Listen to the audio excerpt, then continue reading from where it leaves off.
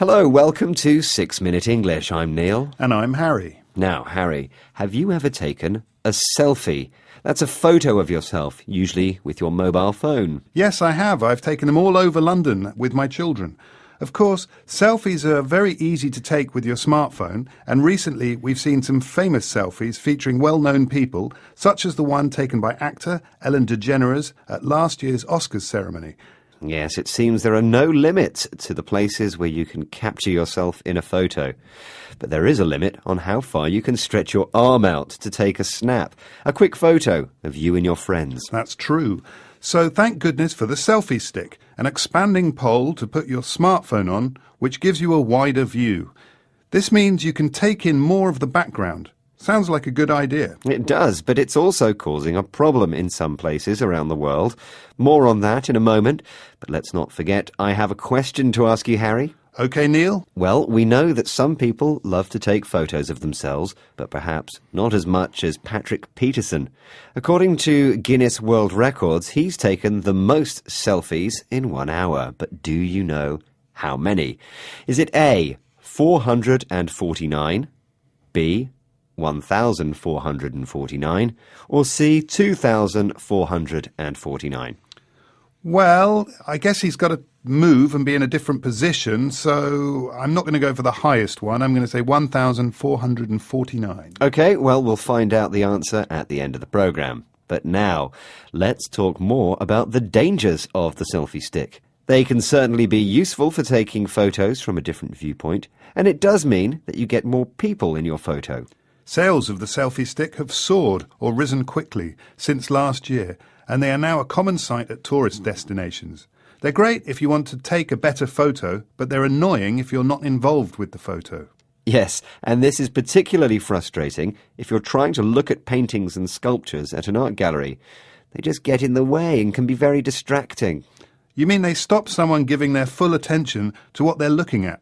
Well, this is the reason that some famous art galleries around the world are putting a ban on selfie sticks. A ban means they're no longer allowed. Places such as the Smithsonian Museum in Washington and the Palace of Versailles in Paris were the first to do this, and now the National Gallery in London have stopped them being used as well. Let's hear the exact reasons why from the gallery's Dr. Susan Foister. What phrase does she use to mean trying to do the best thing for the visitors and the paintings themselves? We have over 6 million visitors a year here. Some of our rooms could get quite crowded, so we have to find the right balance between the experience of our visitors close to the paintings and the safety of the paintings themselves. So, the National Gallery is a popular and busy place, and it gets quite crowded. And it doesn't help the problem if people are holding up selfie sticks. Yes, so they've imposed, or brought in, this ban to do the best thing for the visitors and the paintings themselves. It's what Dr. Foister called the right balance. She wants to give visitors trying to get close to the paintings a good experience. And she makes the point that there's a risk that the painting, which can be worth millions of pounds, could be damaged by one of these sticks. Of course, you're still allowed to take a selfie, and some museums are sticking their neck out and still allowing people to use them. Ah, a good idiom there, Harry. You mean they're doing something that other people may not like. Yes, places such as the ICA, that's the Institute for Contemporary Art in London, say selfie sticks are part of modern-day life. Here's Catherine Stout, head of programmes at the ICA. How does she describe the type of visitors who go to her gallery? We are very happy for our visitors to take their own photographs for personal use. Of course, we always secure the artist's permission, but actually because we have a very young audience, they're completely engaged with social media and want to use that forum to connect with each other, to share their experiences. If they wish to use a stick, they're very welcome to do so, as long as obviously the artworks are not damaged in any way. So, the people who visit that gallery are young and use social media a lot. They are engaged with it, and they like to share their experiences. This means taking photos on their smartphones, and if they want to use a selfie stick, then they're welcome to do so. Just watch out where you stick it. I suppose as long as you respect other visitors and don't get in the way, then it's okay to use one. Well, I'm not so sure.